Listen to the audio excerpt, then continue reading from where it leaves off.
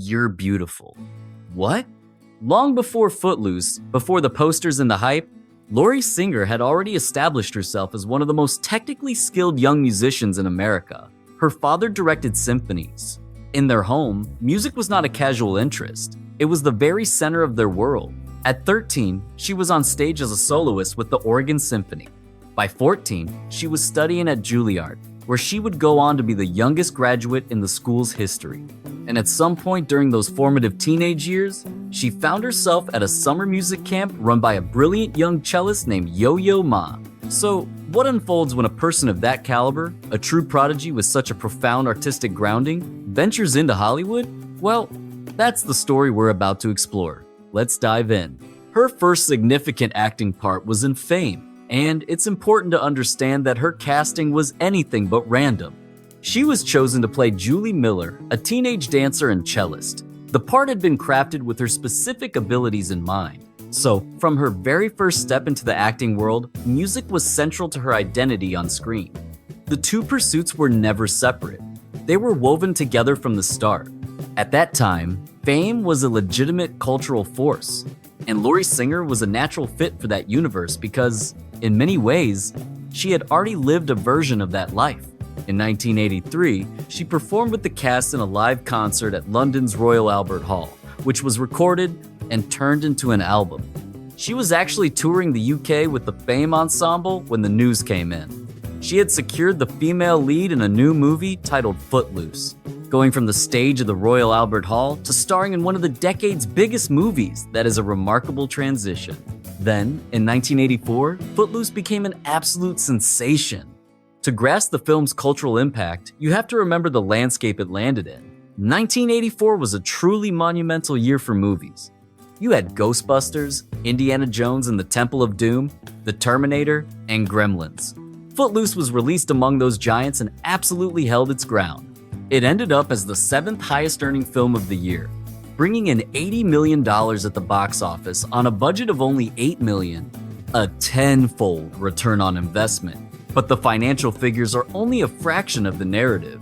It was the soundtrack that elevated it to a phenomenon, spawning 6 top 40 hits. Kenny Loggins' title song famously knocked Michael Jackson's Thriller from its top spot on the Billboard charts. Denise Williams' Let's Hear It for the Boy accomplished the very same feat. 2 tracks from one movie, both hitting #1 and both earning Academy Award nominations for Best Original Song. That is a rare occurrence. Footloose was actually the very first soundtrack album I ever bought, and I doubt my experience was unique. In fact, that's the whole point.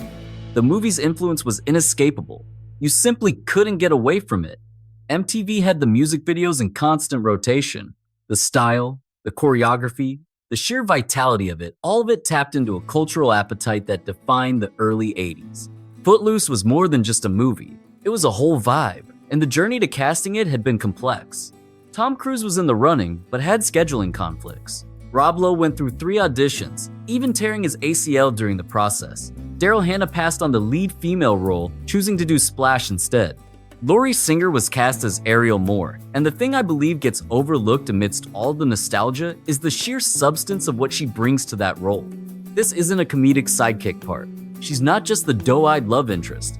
She embodies the film's central tension, a preacher's daughter torn between her desire for rebellion and the weight of expectation, silently shouldering the emotional burden of a family in a quiet state of crisis. Her performance is intelligent, contained, and reserved in all the perfect ways. She was honored as the Show West Breakthrough Performer of the Year.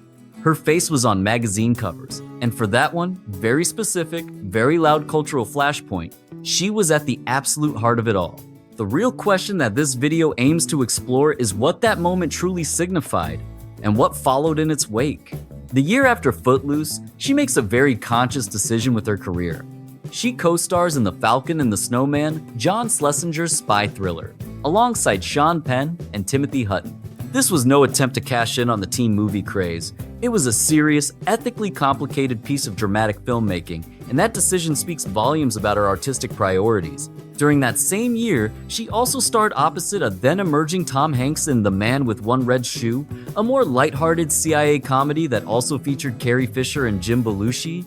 While it's certainly not a deeply serious movie, it demonstrates her versatility and her desire to explore different tones rather than simply hitting the same successful note again. That year also saw her in Trouble in Mind, Alan Rudolph's neon noir film, which earned her a nomination from the Independent Spirit Awards for Best Female Lead. Two challenging films in a single year, both earning critical respect. This reveals an artist who is actively working to build a filmography with depth, something that would last beyond the Footloose phenomenon, a wise and strategic move. But this is also the point where that momentum fails to fully crystallize. There wasn't a second, equally powerful cultural touchstone. No definitive romantic lead or awards-worthy role that would secure her position on the A-list in the way Footloose had hinted might be possible. Her career didn't fall apart, it simply shifted into a different key. Throughout the late 80s and into the early 90s, she continued to work, but the projects she chose were increasingly outside the mainstream.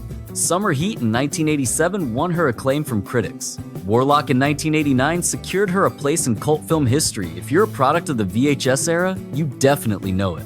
Then came Equinox in 1992 and Sunset Grill in 1993. These were not bad movies. Some were genuinely compelling films, but they weren't the kind of projects that could launch her back into the popular consciousness. And without that kind of relaunch, her public profile naturally began to fade. When reflecting on this era, I think something crucial needs to be said. She was never an artist who fit into one simple box. She wasn't marketed as the bombshell, nor was she the queen of romantic comedies. She wasn't the actress consistently chasing awards. She possessed a refined intelligence and a considered presence, undeniably powerful traits, but ones that are difficult to package for an industry that values straightforward branding. That isn't a criticism of her talent.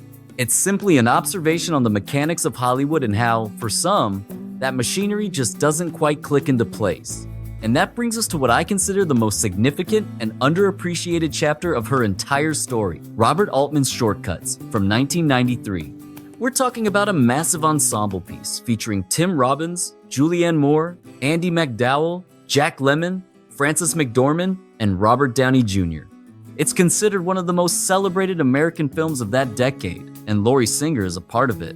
She portrays Zoe Traynor, a cellist who is emotionally fragile and intensely private, living next to a couple grappling with an unthinkable tragedy.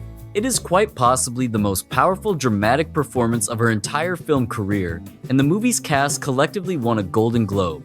But this is the detail that I always return to. In 1993, out of all the parts available to her, she chose to play a cellist. This wasn't just any instrument, it was the one she'd been playing since she was 5 years old. The very identity she possessed long before fame ever entered the picture. It's as though the two central threads of her existence, music and acting, momentarily wove together for a single role, only for the acting thread to begin unraveling almost immediately after. In 1995, a Fox series called VR 5 airs, gets canceled after just 10 episodes, and after that, her acting career largely fades to black. From an outsider's perspective, that's the moment everyone pinpoints as her vanishing act. But I feel like that view of the situation is missing a crucial piece of the puzzle. Come 1997, Laurie Singer is featured in Inspired by Bach, Adam Agoyan's film series centered on Yo-Yo Ma performing the Bach cello suite. She's on screen playing her cello, performing right alongside Yo-Yo Ma himself. This is the same Yo-Yo Ma whose summer music camp she had attended as a teen way back in 1971. Over 2 decades later, she's on film, sharing the stage with him as a peer. That isn't a mere coincidence. That's a life coming full circle. Then in January of 2008, she takes the stage at Carnegie Hall as a soloist for the world premiere of a hymn composed by Carl Jenkins, presented in honor of Martin Luther King Jr., a profound concert held at one of the world's most distinguished venues to mark a historic occasion. This is not some actress dabbling in music as a post-Hollywood hobby. This is a professional concert cellist commanding the stage at Carnegie Hall. This is the very identity she had at 14 when she first walked into Juilliard, now fully reclaimed and completely inhabited. She's also transitioned into documentary production with Mea Maxima Culpa. The Alex Gibney documentary she executive produced went on to win 5 Emmy Awards. a Peabody, and was even shortlisted for an Oscar. That represents an entirely different level of creative gravity. It's not about acting or performing, but about bringing vital work on critical subjects into the world. So, what is the real story of Lori Singer? Here was a musical prodigy who became the youngest person to ever graduate from Juilliard. She famously beat out Madonna for one of the most defining roles of the 80s. She followed that success with a string of credible, serious, dramatic performances. She offered what is arguably her most powerful screen performance in a Golden Globe-winning Robert Altman film, playing none other than a cellist, and then she began a gradual, quiet return to the discipline that had defined her before any of the fame began. The truth of what occurred is both simpler and, in many respects, more fascinating than any of those career highlights. Hollywood was merely a chapter in a life that was always meant to be centered around music. A film career was never the ultimate destination. It was a detour, a stunning and culturally important detour, for sure, but a detour all the same. The cello was there when she was 13, playing with the Oregon Symphony. It was there in the character Robert Altman wrote specifically for her in Shortcuts. It was there when she performed with Yo-Yo Ma, and it was there on the stage of Carnegie Hall in 2008. Some people chase the spotlight until the very end. And then there are others, the ones who had a solid sense of self before the spotlight ever found them, who, in the end, simply go home. For Lori Singer, home was always the music. She just took the scenic route on her way back. Thank you so very much for watching. If you enjoy this type of content, please consider commenting, liking, subscribing, or even all three. It honestly makes a tremendous difference for the channel. And as always, I truly look forward to seeing all of you in the next one. Model.